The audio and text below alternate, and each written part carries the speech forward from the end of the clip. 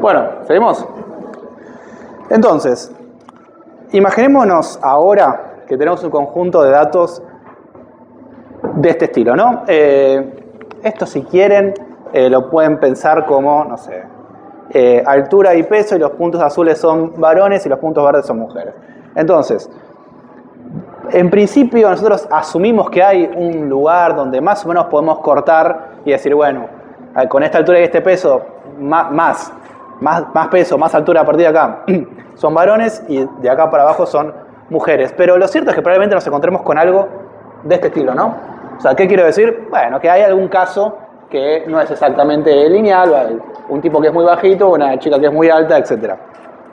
Entonces, si nosotros queríamos aplicar las máquinas de soporte vectorial en la versión hard margin que vimos recién, acá no corre, ¿no?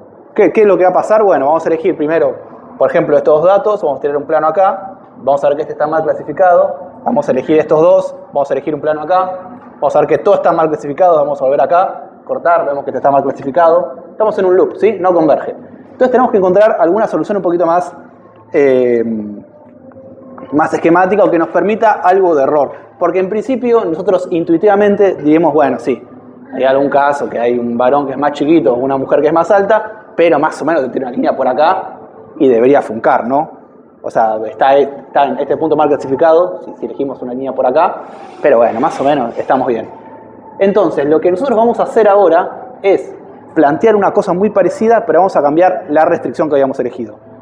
Si ustedes se acuerdan, nosotros habíamos escrito que todos los datos tenían que cumplir esto que les escribo acá. ¿Sí? Como decimos, esto quiere decir que todos los puntos tienen que estar alejados del plano en al menos una unidad, y esa unidad se mide con el vector W, que es el vector normal al plano. Acá no lo podemos cumplir, entonces lo que vamos a hacer es, acá le metemos un menos y le metemos un epsilon o un psi, si quieren, cualquiera, ¿sí? Este psi, y vamos a ponerle un subíndice i, es el margen que nos permitimos pifiarle, ¿ok? Entonces, dependiendo cuánto nosotros permitamos que esto le pifie o no le pifie, vamos a obtener distintas rectas, y esto en un futuro vamos a ver que tiene distintas cosas. Entonces, lo que nosotros vamos a querer minimizar ahora, o vamos a encontrar el W y el B del plano, que esto hemos dicho que queríamos minimizar esto que tenemos acá, y vamos a agregar una C y vamos a sumar este CI, ¿sí? ¿Qué quiere decir esta nueva ecuación? Bueno, que básicamente queremos hacer que el margen sea lo más grande posible con el menor error posible, ¿sí? Y si bien todos estos errores son distintos dependiendo cuál sea nuestro plano y etcétera, entonces acá tenemos un parámetro C, ¿sí? Por ahí ustedes cuando hicieron regresión logística, si miraron la documentación de scikit-learn o regresión lineal, se encontraron con un parámetro C. C es como la letra en general que se usa para regularizar. ¿Se acuerdan que en algún momento vimos Rich y vimos Lazo para la regresión y dijimos, bueno, acá dependiendo cómo elijamos el alfa, vamos a permitir más o menos flexibilidad? Bueno, acá C cumple básicamente la misma función. Si C es muy grande, significa que vamos a castigar mucho los errores, ¿no? O sea, nosotros queremos encontrar el mínimo de esto. Entonces, si C es muy grande, para el mismo error vamos a estar como peor, vamos a estar en un nivel más alto de error.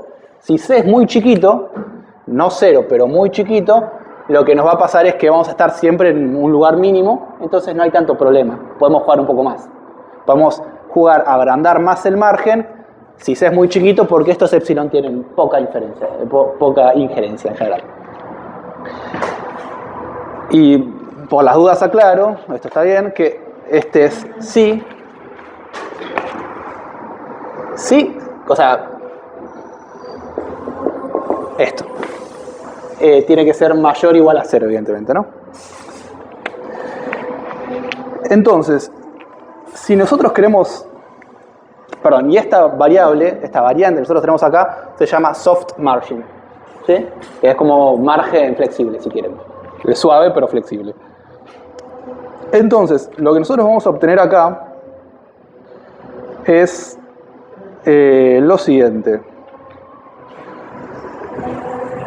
Voy a escribir la función de costo gigantesca que escribimos la otra vez, pero voy a agregar el sí, voy a agregar esto y voy a agregar una mu.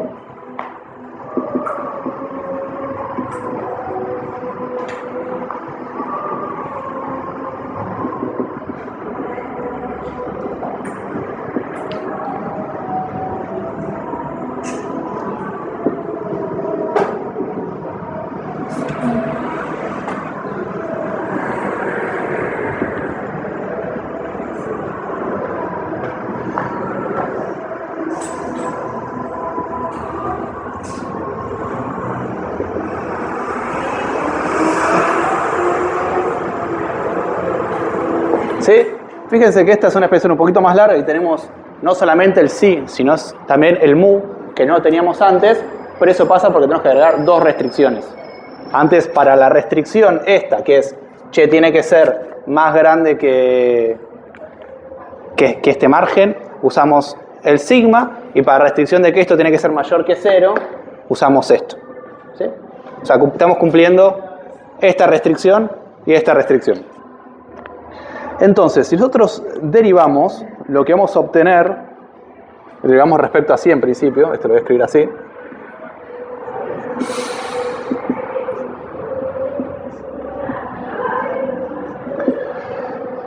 es esta expresión, por lo tanto, vamos a obtener que lambda i es igual a c menos mu i, ¿sí? O sea que, básicamente, lambda depende de mu, entonces todo depende de lambda en algún punto. Si tenemos lambda podemos sacar mu i. Entonces volvemos a una situación o a una ecuación de verosimilitud de este estilo.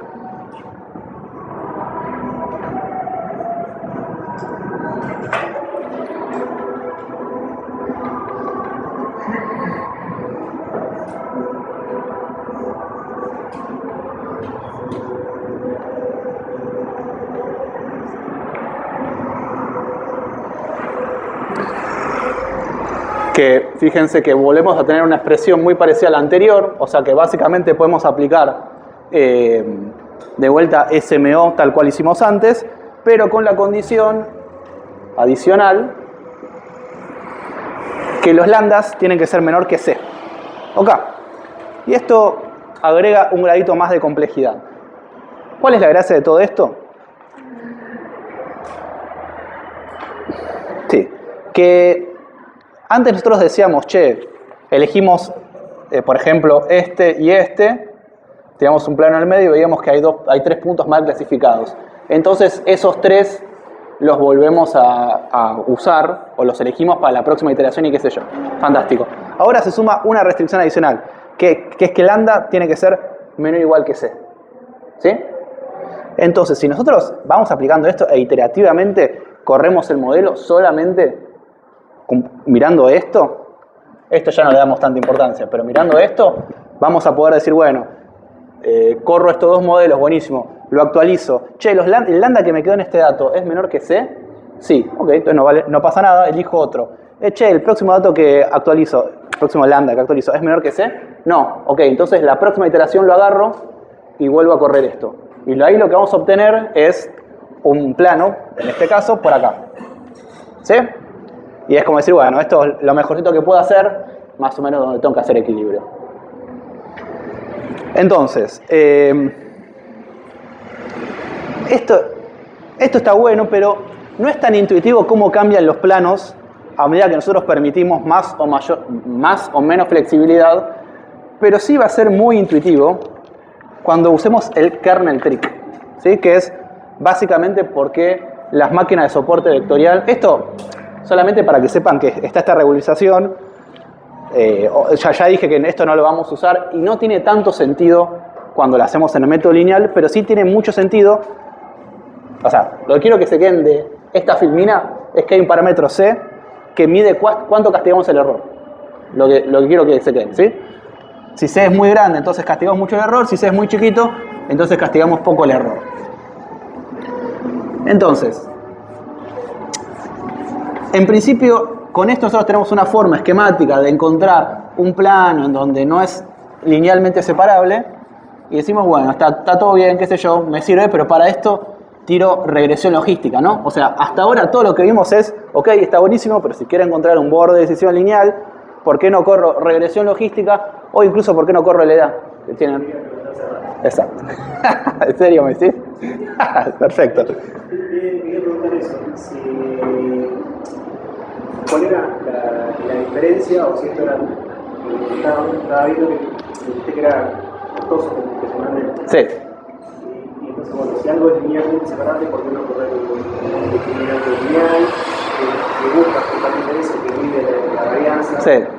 Y bueno, había visto que la parte del kernel, y si la ventaja de esta máquina de soporte vectorial es poder utilizar ese kernel, ¿es muy superador con respecto al otro o es otro modelo? Sí. O sea, vamos a repasar, voy a hacer un poco de historia para atrás, así agarro lo que dice Javier y lo retomo. O sea, Javier dice, che, pero nosotros ya teníamos dos formas mínimo de separar linealmente las cosas. O asumíamos que los datos se distribuyen normalmente y ahí tiramos LDA, que vimos que es, o asumimos que en general se separan linealmente y corremos regresión logística, que es como el martillo general que tenemos. Yo soy muy malo con las cosas, esta es como confesión de mi casa, pero hubo que cambiar el piso del baño de la bañadera. Yo jamás toqué, o sea, eso lo hace mi novia. Mi novia agarra y hace las cosas manuales y qué sé yo, por lo cual mi conocimiento de herramientas en general es mínimo. O sea, para mí todo es un clavo y con todo uso un martillo. Pero vieron que hay cucharitas o cubiertos específicos para cada cosa. Hay de carne y hay para el dulce de batata con el queso. Entonces, nosotros tenemos el cuchillo en general, que es el Tramontina de toda la vida, que es la regresión logística. Nosotros, cualquier clasificación lineal que queramos hacer, le tiramos eso y bueno, más o menos funciona. Por ahí, si estamos un poco más sofisticados, podemos usar LDA, que es como decir, bueno, ya sumo esto, o sea, yo sé que es más o menos blando y no quiero rayar el plato atrás, entonces uso esto que no tiene filo, y si me voy a una competencia de cortar cosas, por ahí gano por estilo, digamos. Y acá decir, bueno, qué sé yo, medio lo mismo, no estoy asumiendo nada en particular, y la verdad que lo que estamos asumiendo es medio pago, es como decir, bueno, agarro el margen el más grande en general, que es lo que decía Nicolás antes, y bueno, ¿y por qué? ¿Y no puedo agarrar otra cosa? Sí, tiene razón. ¿Y por qué? Pues la cosa es, ¿qué sucede si nosotros tenemos este conjunto de datos?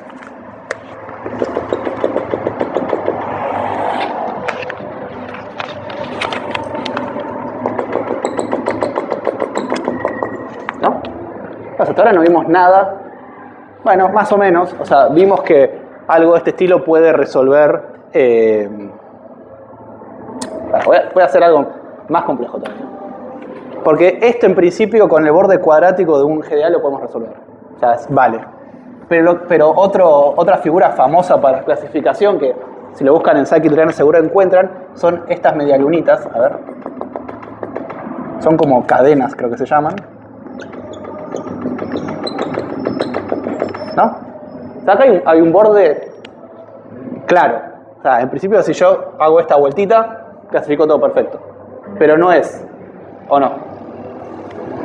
O sea, se entiende la línea que estoy tratando de dibujar, ¿no? O sea, decir, bueno, si yo tirase esto, se para perfecto. Y tampoco es una cosa que vos digas, bueno, es hiper complejo. Tiene un par de curvitas, pero está bien. Y no es un borde cuadrático, por lo cual con GDA no podemos correrlo. Pero acá viene lo que se llama el kernel trick, y es un poco por qué las máquinas de soporte vectorial son tan famosas. Hay una idea acá que está buenísima. ¿Qué es?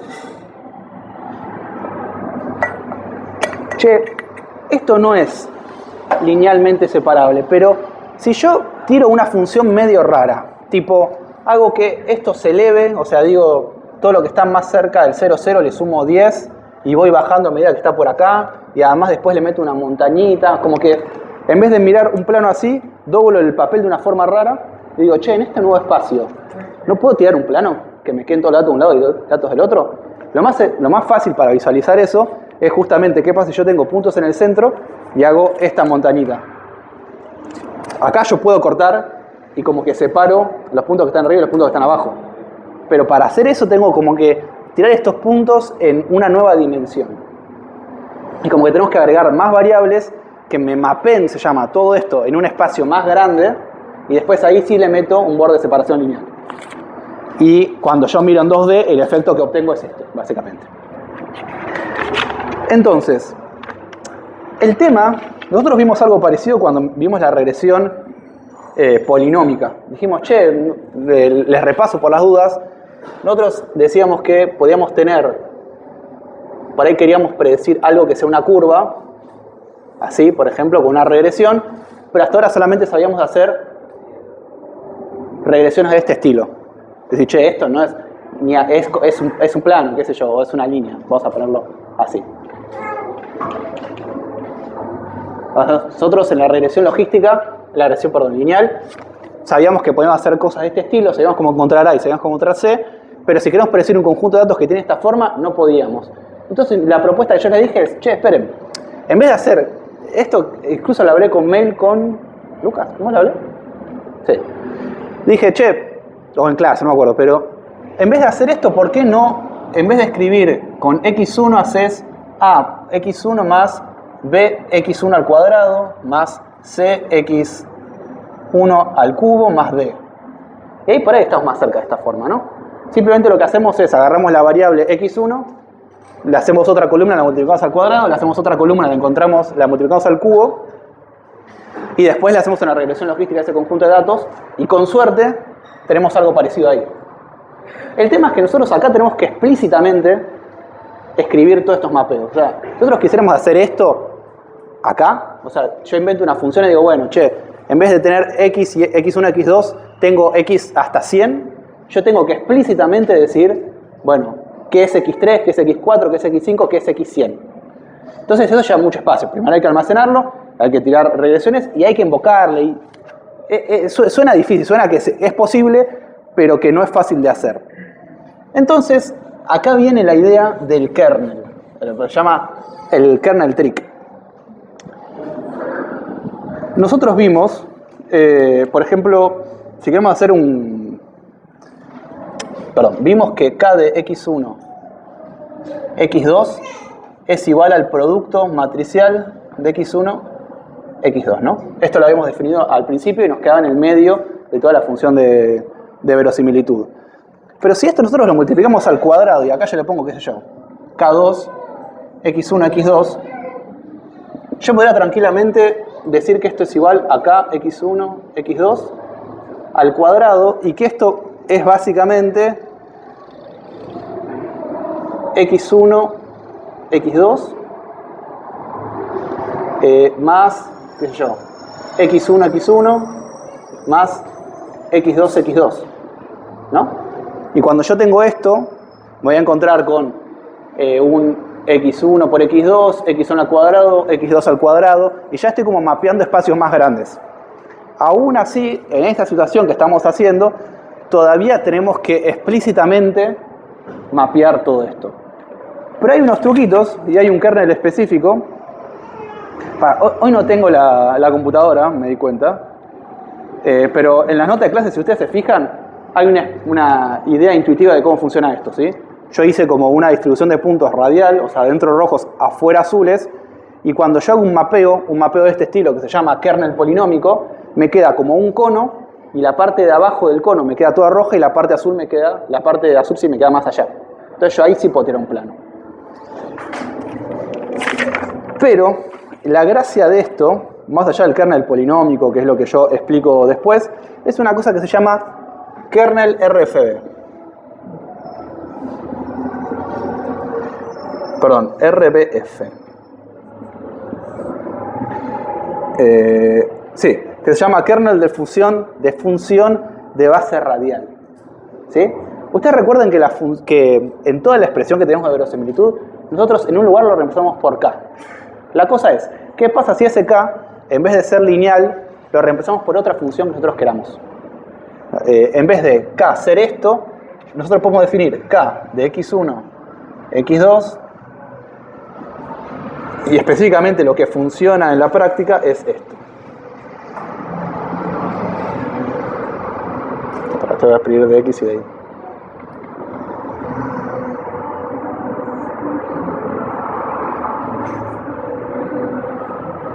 ¿Sí? Que usted me puede decir, bueno, sí, qué sé yo, es una función. ¿Y esto cómo lo paso a este mapeo? O sea, si yo uso este kernel y le aplico esta función y me devuelve numeritos y después lo uso para todos los conjuntos de datos que tengo, ¿cómo lo escribo ese en el mapeo? Y hay una cosa bastante loca, que es que este kernel que tenemos acá no tiene mapeo explícito, pero lo podemos aproximar por series de Taylor. Por series de Taylor. Viste que las series de Taylor se usan para aproximar cómo es una función en un punto. Es decirte, che, es la función en el punto más la primera derivada por la distancia al punto, etc. Es como decirte, che, yo trato a partir de sumas polinómicas de hacer que la función sea lo más parecida a lo que tengo, derivando y haciendo cuentas. Lo loco de esto es que esta serie de Taylor, de esta expansión, nunca converge. O sea que yo puedo seguir sumándole cada vez más polinomios. Entonces, ¿esto es un mapeo infinito? ¿Me siguen en lo que digo? O sea, dijimos, che, el kernel polinómico... No. El kernel polinómico yo lo defino así, y es esto más esto más esto. Y esto es lo mismo que si yo en vez de tener x1 y x2, tengo x1 al cuadrado más x1, x2, x2 al cuadrado, x1 por x2. Es como que es lo mismo que si yo alimentase mi modelo con más variables, con más columnas. Entonces tengo la esperanza de que agregar esas columnas me permita separar el espacio en dos mitades. Cuando yo le aplico este kernel, es lo mismo que agregar infinitas columnas.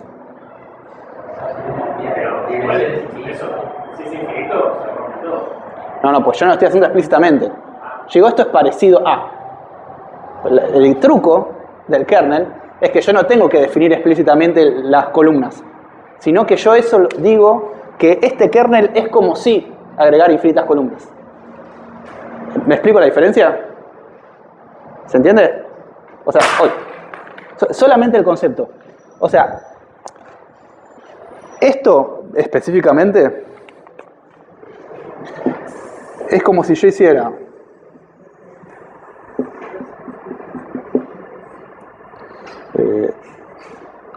yo multiplico esta constante cualquiera, por después acá yo meto 1, x1 sobre sigma, x2 sobre sigma, x1 al cuadrado sobre, esto se escribe así, el factorial de 2 sobre sigma al cuadrado, x1 al cuadrado, x2 al cuadrado sobre el factorial de 2 de sigma al cuadrado. No. O sea, esto es básicamente una expansión infinita de este kernel. ¿Y cuál es la gracia de esto? Que si yo no defino explícitamente qué columna estoy eligiendo, entonces yo puedo, como tengo infinitas, yo puedo decir, bueno, esta columna, esta feature nueva que estoy inventando, no es explicativa, entonces la mando a 0. Pero esta sí es explicativa. Entonces le agrego un numerito.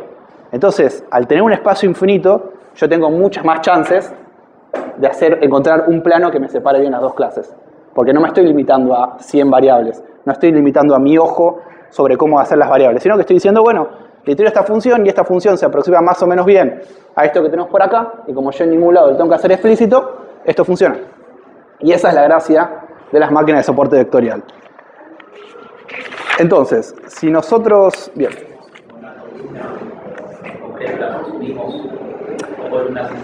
Claro, porque la gracia es que si vos agregás las columnas, lo que vos tenés de kernel te queda muy parecido a un kernel polinómico. O sea, claro, o sea, nosotros tenemos esto, ¿no? Pero yo digo, che, agreguemos otras columnas.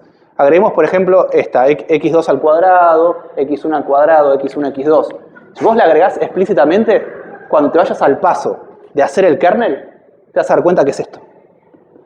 ¿Ok? Entonces, si vos agregases infinitas columnas, el kernel que te va a quedar, o sea, el número final que vos definís como K, te va a quedar muy parecido a esto. Entonces, en la práctica es lo mismo. O sea, como que vos estás agarrando por el final del modelo la expansión y estás diciendo, bueno, ok, hagamos esto. Eso está muy bueno y esto lo pueden probar, creo que de hecho en... Ahora voy a volver a... acá.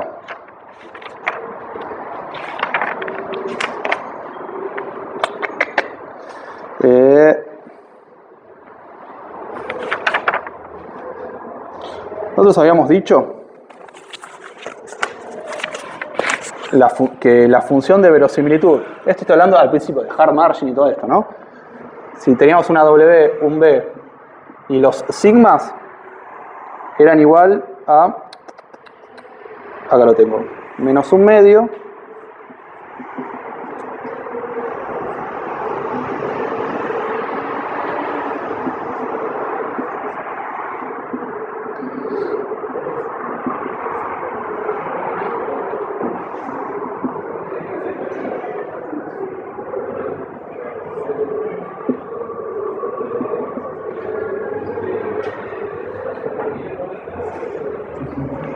he dicho esto, ¿no? Y acá había, yo de hecho hice este dibujito y dije, bueno, y esto en algún momento le vamos a llamar el kernel de x1, x2, o xy, xj, ¿ok? Entonces nosotros xy y xj lo expandimos, le agregamos más variables, nosotros específicamente le metemos esto que está acá, o sea, yo en vez de tener x1, x2, tengo todo este bicho, tengo x1 sobre sigma, x2 sobre sigma, x1 al cuadrado sobre la raíz del 2 factorial, qué sé yo. Claro. Eso también me da un k. O sea, acá me va a quedar otro k. Lo que yo digo es, si vos en vez de hacer esto, lo definís así, el kernel, es el mismo resultado que obtendrías si esto lo expandís infinitamente. Los x subidos, los x1 y los x son datos. Sí. O sea, o sea, yo que digo es, vos tenés una función definida ahí, se llama kernel.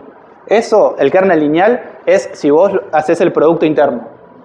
Si vos en vez de hacer el producto interno haces otra cosa, eso es lo mismo que pasaría. O sea, el resultado que vos vas a obtener es el mismo si vos de prepo hubieses agarrado otras columnas.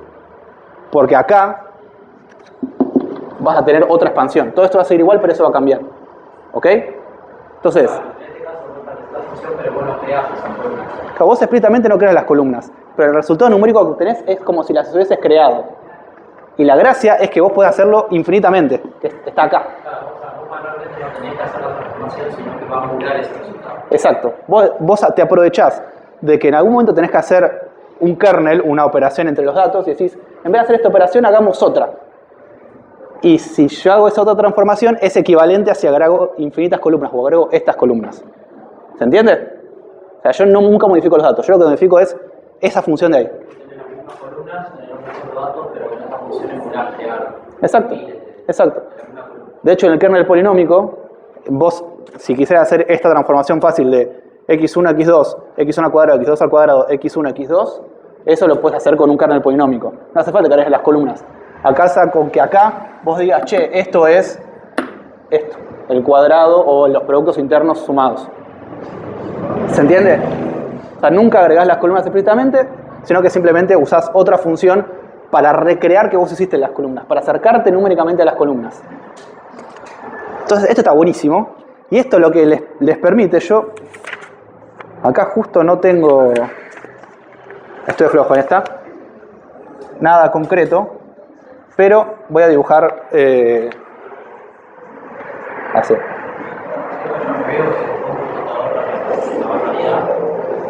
Sí, o sea, vos pensás que no necesitas nunca almacenar las variables, simplemente haces otra cuenta ahí. Espectacular. Entonces, uno lo que va a pasar es, y acá es donde el parámetro C está bueno, perdón, y el SMO tampoco cambia nada, porque lo que teníamos abajo para medir la curvatura también está escrito en función de los kernels. Entonces podemos hacer todas las cuentas exactamente igual como las veníamos haciendo, pero recreando un espacio infinito dimensionalmente. Es un delirio lo que pasa acá. Entonces, lo que va a pasar es que si nosotros castigamos mucho, hacemos soft margin, pero castigamos mucho el error, tal vez estos puntos los separa así. Y dice, bueno, qué sé yo, esta es la mejor línea que encuentro. Por ahí nosotros decimos, che, pará, meten un kernel grosso y metele una de estas cosas infinitas, pero castiga bastante el error.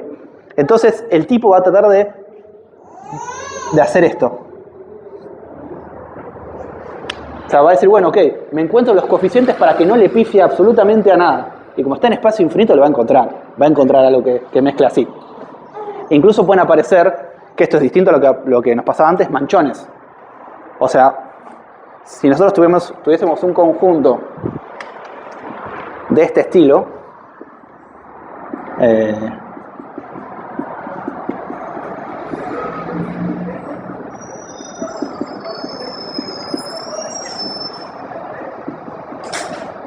por decirles cualquier cosa, las máquinas de soporte vectorial van a poder hacer esto.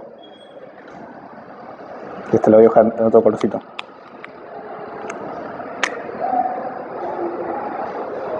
Van a hacer cualquier cosa que ustedes quieran, porque va a haber algún espacio donde justo estos dos puntitos están separados, entonces yo voy a poder cortar de alguna manera y me va a quedar eso perfecto. Y después, solamente por poner un último ejemplo, ¿esto funcionaba? No.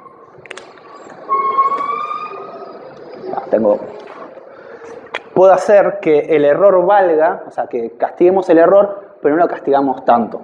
Y por ahí me quedo con una cosa de este estilo. O sea que el nivel de castigo de error depende de lo que estés clasificando. No, o sea, ¿cuánto castigás el error? El nivel de error depende de la exactitud que vos necesites. Sí, o sea, eso vos lo medís con el parámetro C que hablamos antes. Que el C medía cuánto castigás el error o no. Si no le cumplías, finalizaría esto. ¿Cómo? Si no le pones C, finalizaría en algún momento, necesitas C. O sea, si vos no le pones C y te vas a hard margin, vas a estar más en la versión verde. Pero finaliza. Sí, finalizar va a finalizar. No es un problema de convergencia. Porque lo va a encontrar. El tema, hay varias cosas ahí flotando. O sea, lo que quiero decir es que esto te va a poder encontrar perfecto lo que vos quieras y eso lo vas a poder regular con C, cuánto castigás o cuánto no castigás el error. Hay una cuestión, si quieren, en la corpo se dice de negocio. O sea, una cosa es que nosotros lo podamos hacer y otra cosa es que deseemos que esto pase. Intuitivamente, ustedes, de estas tres líneas, ¿cuál elegirían? Los que no cursaron inferencia estadística. Nicolás. La roja, ¿por qué? Si estás pifiando un par de datos. Ni mucho ni poco. Eso cuando tenés una reunión con los CEOs de la compañía, decís, bueno, ni mucho ni poco. Yo pensaba en un análisis, no sé, qué sé yo, un cáncer, una cuestión biológica, donde tiene que ser exacto, o, no sé, otro tema es, che, ¿cuánto, no sé, un análisis de cuántos llamados fueron errores? Sí. Más o menos, cuando le pifié por 3, no te cambia la ecuación. Está bien, pero ponete que la línea verde sea la que vos decís, che, es lo más exacto que tengo. ¿Cómo sabes que cuando vos tengas nuevos datos, ponele que estás midiendo imágenes de cáncer, ponele. Tenés una nueva radiografía o nueva imagen. ¿Cómo sabes que la línea verde, con un dato que no es esto, va a clasificar bien? En este caso, le está tirando exacto con lo que tenés. ¿Qué? Que te está tirando la separación exacta con esto que tenés. Pero claro. Cuando nuevo distinto, ahí va todo porque claro, hay contra. Exacto. Ahí lo que pasa, algo que se ve en inferencia, es lo que se llama sesgo o trade-off entre sesgo y varianza. Nosotros, nuestros modelos, lo podemos hacer muy exactos como este verde. El tema es que nosotros estamos haciendo exactos para los datos que nosotros tenemos de entrenamiento, o sea, los datos que nosotros conocemos. ¿Es sensible al logaritmo? Claro, vamos por ahí. O sea, estos datos verdes, o la línea verde, lo que pasa es que es muy sensible a que tengamos un dato, uno solo, que esté medio loco. O sea, imagínate que es muy improbable que una imagen en concreto sea cancerígena, en ese ejemplo, y lo tenemos por acá. Si nosotros pedimos que sea exacto, vamos a tener un modelo que dice, bueno, separamos todo en esta línea, pero si justo está acá, que está en un mar de puntos circulares, No, ahí tiene que ser cáncer. Porque en entrenamiento pero no es cierto eso. Puede haber anomalías en los datos, ¿no? Sí. O sea, es el mismo ejemplo siempre de la altura de los varones y las mujeres. Yo estoy midiendo 700 varones, todas las mujeres miden menos de 1,80 m y todos los varones más de 1,80 m. Pero hay una mujer que mide 2,10 m que tengo en mi conjunto. No tiene sentido que yo diga, bueno, Falso positivo. no, eso no es un falso positivo, es una anormalidad de nuestros datos. No tiene sentido que yo haga un modelo que diga, si es menos de 1,80 m es mujer, pero si mide 2,10 m justo, no, también es mujer. No tiene sentido práctico eso. Porque nosotros queremos hacer en los modelos es generalizar bien. Ese es el key de la cuestión. Nosotros queremos encontrar la solución más general para que en la mayoría de los casos minimicemos el error que tenemos en la clasificación. En este caso verde, como estamos muy pegados a nuestros datos, lo que va a pasar es que vamos a tener algunos datos medio generales que este conjunto no está agarrando bien. Esto es probable que sí lo agarre bien. Entonces, eso en la práctica se llama overfitting, como decía Javier. O sea, overfitting significa que nosotros hacemos que nuestro modelo sea demasiado exacto y como que hasta los errores numéricos o errores estadísticos que están en nuestros datos, nuestro modelo los contempla como la verdad absoluta. Y no es verdad. Siempre hay como algún equilibrio que tenemos que hacer. Cuando un modelo cambia mucho se llama sesgo, se llama un modelo de alta varianza, y cuando un modelo es muy básico como línea violeta se llama un modelo de alto sesgo. O sea, alto sesgo significa estoy diciendo cualquier cosa porque estoy encarando mal el problema. Alta varianza significa si este dato en vez de estar acá está acá, el modelo cambia. Y no tiene sentido, o sea, cambia 10%. Entonces, dependiendo qué parámetros C ustedes elijan, van a encontrar modelos que son más exactos o menos exactos en entrenamiento, pero cuando ustedes lo ponen en datos que el modelo no vio, van a ver que hay un punto donde, que este es un grafiquito, estoy hace media hora tratando de tomar un mate, hay un grafiquito muy común que se hace, que es, acá imagínense que está C, y vamos a usar como sinónimo de complejidad, y acá está, si quieren, el accuracy. Si ustedes tienen un modelo que se puede parametrizar para que sea cada vez más complejo, lo que van a ver es que el accuracy va subiendo, el testeo siempre, hasta que llega un punto acá que empieza a bajar. Y ese punto cuando empieza a bajar, o sea, acá, es el C óptimo. Y a partir de acá se llama overfitting, que si quieren en español es sobreentrenamiento, y de acá se llama underfitting, que es con poco entrenamiento. Ustedes cuando corren este modelo no tienen una forma concreta de saber cuál es el C correcto. O sea, no es que ustedes van subiendo y bajando el C y dicen, bueno, llega un punto donde ya mi C me estoy pasando de mambo y qué sé yo. No hay una forma numérica de decir es 3,25. Entonces, en la práctica lo que tienen que hacer es lo que se llama un grid search. O sea, agarran C y van probando. Prueban 1, 1,5, 2, 2,5, 3. Prueban todo lo que se les ocurra y se fijan cuál le da más alto y ese agarran. ¿Cuál le da más alto? En testeo, no en entrenamiento. Claro, sí, porque va a llegar un... Pero no te asegura que se con un nuevo set de datos sea óptimo. No, sí. O sea, en el planteo que yo te hago, sí. El planteo que yo te hago es una vuelta de tuerca más a separarlo en entrenamiento y testeo. Yo te digo es, de todos tus datos agarrate el 80%. El 20% se llama de validación. Y el otro, entre el 80% tenés entrenamiento y testeo. Todo lo que haces es, agarrás entrenamiento, entrenás con distintos C y te fijás cuánto da en testeo. Y una vez que vos encontrás eso de cuánto da en testeo, te fijás cuál es el mejor que da, y eso lo aplicás en el 20% que te habías reservado antes. Y ahí sacás más o menos una métrica de cuán bien funciona tu modelo. ¿Sí? Es como una vuelta más. Sí. Por eso digo, el C en ese 20% claramente no va a ser el óptimo, y ahí vas a poder medir tu nivel de la explosión. Sí, de accuracy, ponele. Sí. Vos lo tenés que hacer 2 veces, porque el truquito está en que si vos entrenás y testeás con un conjunto de datos, en realidad siempre te estás basando en el testeo de un conjunto que ya viste. Entonces no es muy bueno.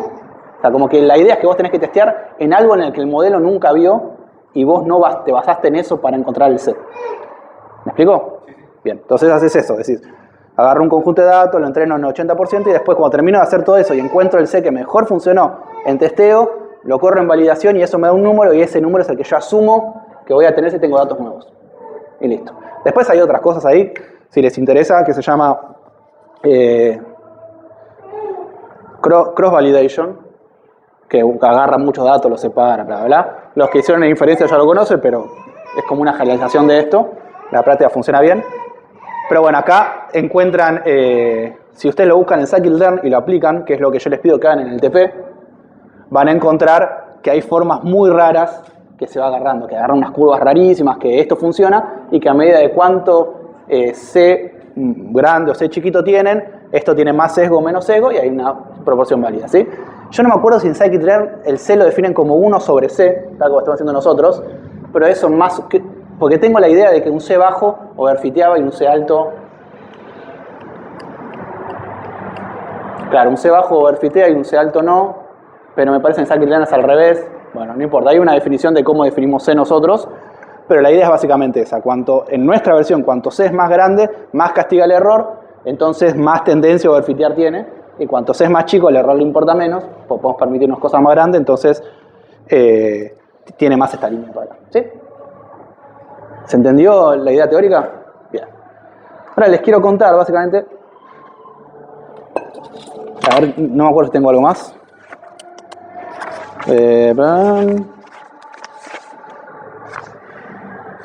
Sí, bueno, esto solamente se los voy a decir en general. Si nosotros queremos usar esto para clasificar más de 2 clases, hacemos one versus one o one versus rest, ¿sí? ¿Qué quiere decir eso? Supóngase que yo acá tengo triangulitos, por decirles algo.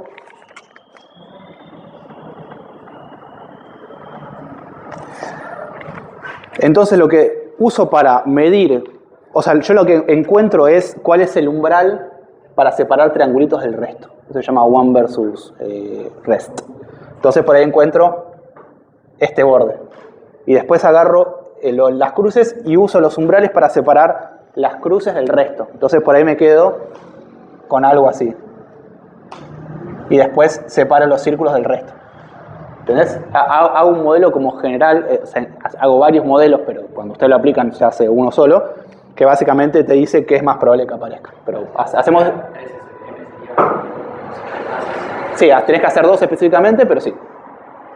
Te hacen falta 2, pues con separar este y este el resto ya son de otra clase. Pero es la generalización. Y después, yo acá escribo un poquito de matemática chiquita, ni siquiera, que en el 96 Vapnik hizo una versión para hacer regresiones con esto, que básicamente lo que pide es que los datos estén dentro del umbral. Hace como una regresión y dice, bueno, quiero que todo esté lo más cercano posible a mi línea que se pueda. Entonces, cuanto más un hiperplano más grande vos agarres, lo que va a pasar es que las curvas van a ser más raras y funciona exactamente igual. Lo que pasa es que la restricción es al revés. ¿Sí? Bien. Listo. Y lo que les quería comentar es que esto está muy relacionado con las redes neuronales.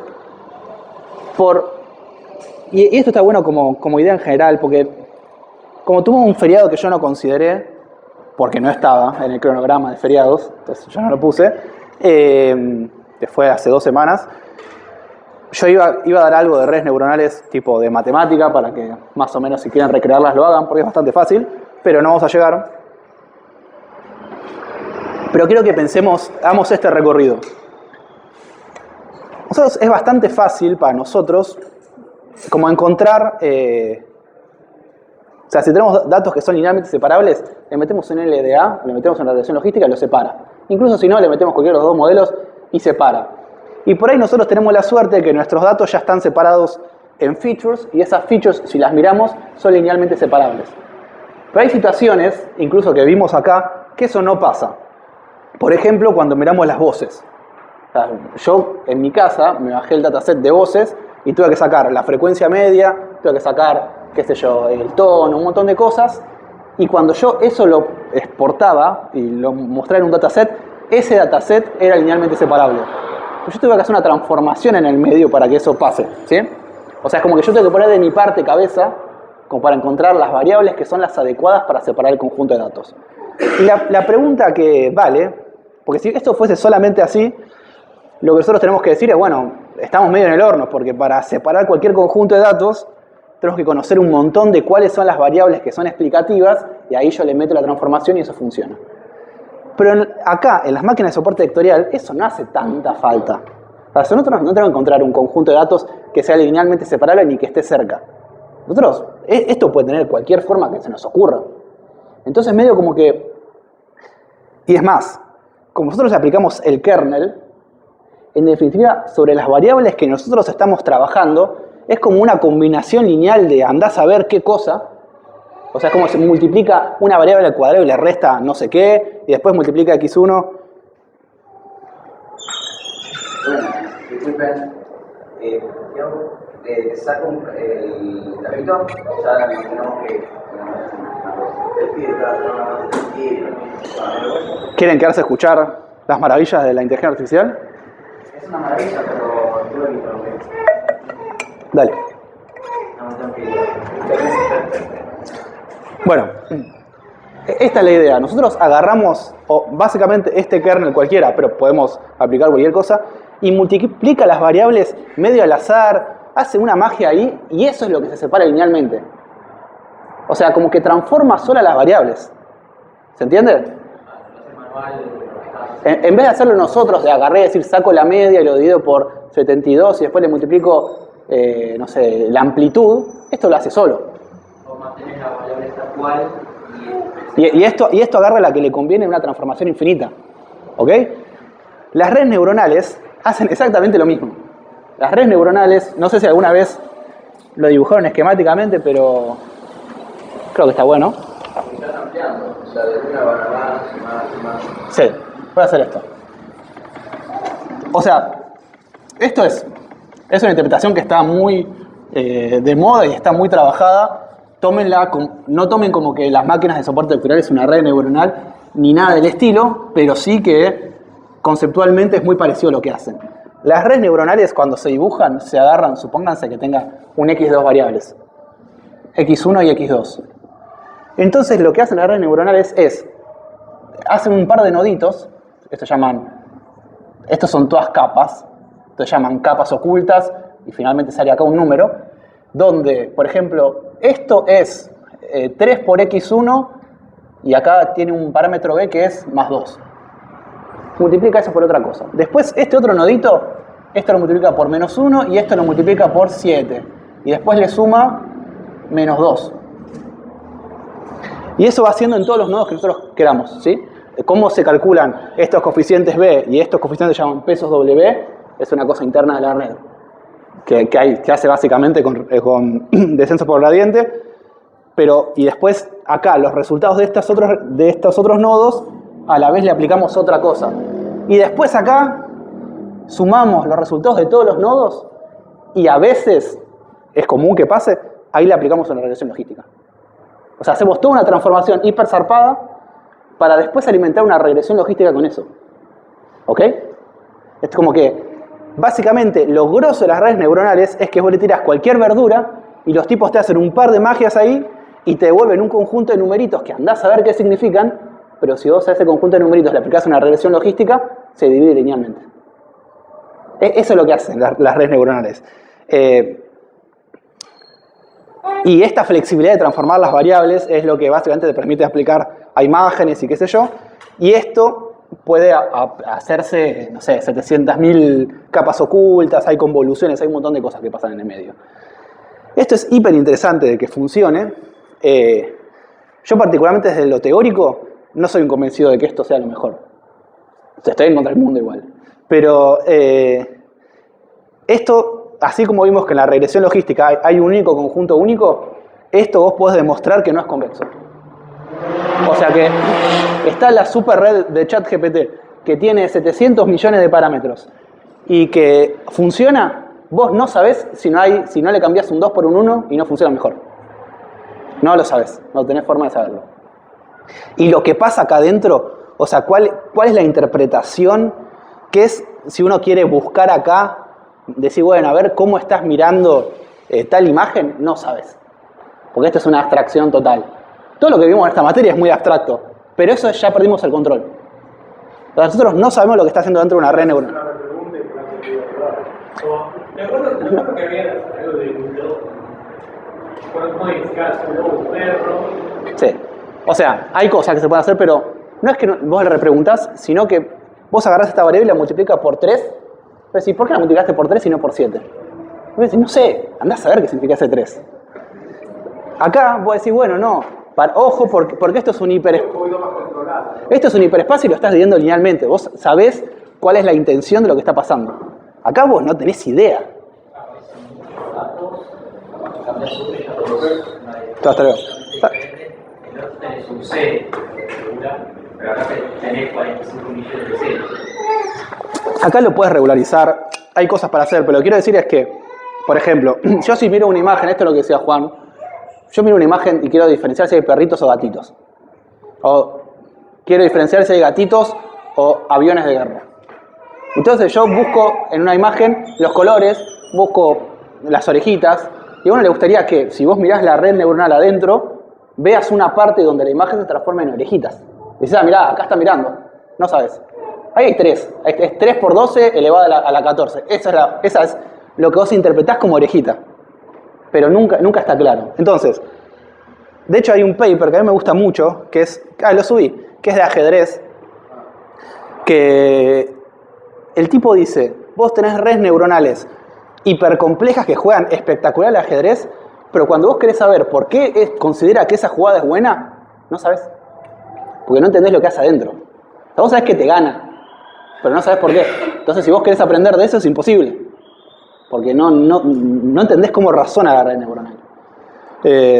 Así más a tono personal, yo estoy trabajando en algo para interpretar esto. La cantidad de pasos que da, quizá en la mitad de los pasos podría haber tenido el mismo resultado. No lo sabes. No. Pero vos no sabés porque el machine learning que tiene detrás, o sea, se entrenó tanto que no sabes dónde sacó la información o cuál es el motivo de eso. Y hay cuestiones de simetría que por ahí te lo das al principio, te lo das al final, te lo das en el medio y es lo mismo, pero vos no puedes ir numéricamente eso, no se puede hacer un análisis funcional de lo que pasa básicamente. Pero además lo que pasa es que esto es tan abstracto y lo dejás tan que haga solo, que vos lo único que podrías interpretar es si hay una parte que te tira todo a cero y no hace nada. Pero vos no sabés qué impacto tiene eso a largo plazo.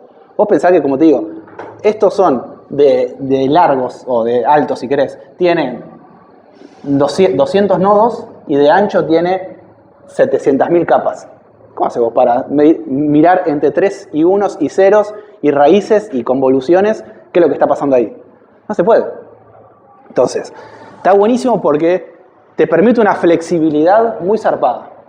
O sea, vos lo que te permite hacer es decir, bueno, yo te digo cualquier cosa y algo se la va a rebuscar para encontrar algo que más o menos funcione. Pero eso tiene el precio que tiene cualquier cosa que es muy compleja. ¿Qué es? Que no sabes si con datos nuevos no estás overfiteando y sobre todo no entendés por qué lo hace.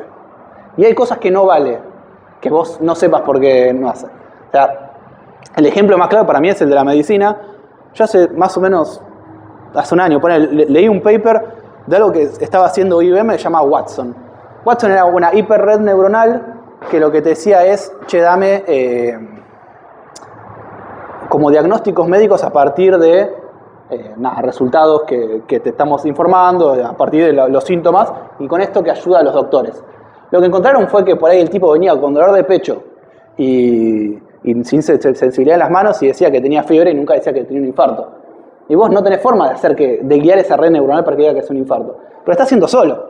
Está haciendo lo mejor puede. También está el caso de Google, que yo siempre lo menciono porque me llama la atención, que es que Google Fotos quiso hacer una red neuronal que identifique qué hay ahí adentro y le ponías una foto de LeBron James y decía, esto es un gorila. Está mal. Uno podrá decir, es el sesgo de la información que le metemos. Sí, pero no tenés forma de controlarlo. Tenés que tirar a la basura. Y aunque no te dé eso, no sabés en qué momento puedes saltar con una flayada así. Pero Miguel, ya lo más no se mejora eso. Sí, pero es tan complejo que vos no sabés dónde puede saltar el próximo error. Bueno, pero no es perfecto, pero es más perfecta que... Está, porque ¿Por? a mí lo que se me ocurre de poner. ¿En qué caso? No sé, digo. Esto. Fue polémico lo que dije. Sí.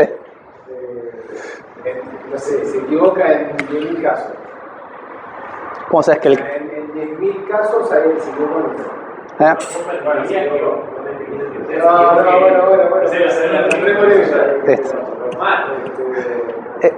Hay un libro que es muy interesante sobre eso que se llama Los datos son poder, es de Carissa Bellis, que yo siempre lo menciono, es una mina que hace filosofía de inteligencia artificial en Harvard, mexicana, que básicamente hace un raconto de por qué no tenés que hacer eso. ¿Por qué no tenés que dejar que la inteligencia artificial y tus datos estén a libre disposición de los gobiernos y de cosas? Porque tu privacidad puede estar muy afectada por eso. Imagínate si por cualquier cosa que una máquina detecta en vos, no dejan que tus hijos tengan obra social porque asumen que pueden tener alguna condición genética. Lo matás. Bueno, yo, si pasa eso, soy como los luditas. Vieron que iban y rompían las máquinas en la Revolución Industrial. Soy eso. Voy y desconecto todos los enchufes que hay. No, qué sé yo. Además, algo que es importante saber es que vos le pifies a un caso de entre 1000 no significa que ese caso que vos le pifies no sea el peor de todos. En cosas como la medicina eso es muy grave. ¿Qué pasa si vos justo al que le pifiaste es un tipo que estaba muy enfermo y lo podías salvar, pero decidiste que no? ¿Qué lo decidió una cosa que tira unos y ceros? Igual hoy en día yo creo que hay como una vuelta a decir, bueno, con pinzas tú. Tiene que ver con qué línea elegimos de ahí. Exacto. Azul, la verde o la roja. Tiene que ver un poco con eso, pero acá nosotros controlamos lo que está pasando. Y tenemos alguna forma matemática de decir, le está dando bola a esto. Esto es más importante. Pues en definitiva son planos y uno puede interpretar los coeficientes de un plano. Acá nada. Acá magia. Por eso es que a mí me gusta inteligencia artificial, pero me gusta mucho esta materia, porque incluso me parece que en la práctica cuando uno trabaja, a veces yo me tiento bastante de ir a un modelo simple. No porque no funcione mejor que uno complejo, sino porque sé lo que está pasando. Y de alguna manera puedo entender matemáticamente qué es lo que está diciendo el modelo. Y como entiendo lo que dice el modelo, entiendo cuánto sentido o no tiene. Y de esa manera lo regulo y lo utilizo. Sé los problemas que va a tener y qué sé yo. Estoy tratando de pensar... A mí siempre cuento lo mismo, no, pero voy a hacer ejemplo.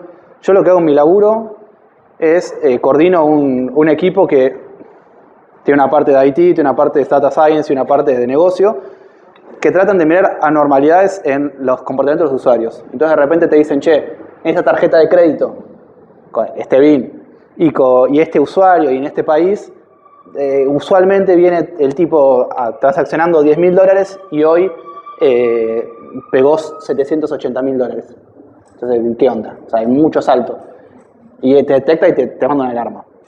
Entonces, eso por atrás corre con un modelo que se llama Regressions LM, que es como Lord Shot Memory Regression, que básicamente es como le llama un bugging de modelos. O sea, mete muchos modelos, los promedia y saca ahí lo que hace. Entonces, ese modelo, si bien es complejo, a mí me permite mirar predicción por predicción y fijarme cuál indica que está desviado y cuál no. Y yo conociendo cada una de esas regresiones, a mí me permite decir, che, esto tiene sentido porque vino el hot sale, porque Brasil y tal lugar quedan cerca, porque tal cosa, que si tiene una red neuronal, por ahí me predice mejor los desvíos, pero por ahí me dice una cosa y yo digo, ¿por qué predijiste esto? Bueno, es un poco la discusión. O sea, para mí en la práctica, en Meli se usan redes neuronales, pero yo no lo veo que todo Meli use redes neuronales. Y para mí tiene un poco que ver con esto. Cuando vos le preguntás a los tipos, che, ¿qué está haciendo? O sea, no es válido decir, che, ¿y por qué frenaste a este tipo que iba a hacer una compra de $10.000 que está buenísimo? No sé, lo dijo la red. No vale eso. Flaco, o sea, estás acá, te estamos pagando una millonada para que hagas esto bien. Es tener complejidad, pero más o menos. Exacto. O sea, capaz que predice algo peor, pero por lo menos que eso. Pero la vida real es igual, la vida real le pasó esto. Entonces no se está metiendo en nada. Exacto. Y eso, en todo el TP1 y en TP2 vamos a ver lo mismo. Yo indirectamente siempre les pido que miren eso. O sea, que ustedes se compensan por su lado que un modelo más complejo no necesariamente es mejor. O sea, que cuando ustedes lo hacen en la regresión pesada, en ambas, eso lo van a ver. Van a ver que hay un tau que es tan chiquito que se deforma mucho y ya le empiezan a pifiar en el test. Y dicen, bueno, ok, frenemos, hay un punto óptimo para hacerlo, acá también. Nada. Para mí es un aprendizaje copado y es por lo que yo no creo que los robots nos vayan a dominar en algún momento. Pero en algún momento vamos a desenchufar el avance, creo. Espero. Pero nada, eso es lo que tenía que decir. Huyan a sus casas. Si hay alguno que tiene preguntas sobre el TP y eso, me quedo. Tengo una pregunta. Sí. Porque al principio cuando vos hablaste de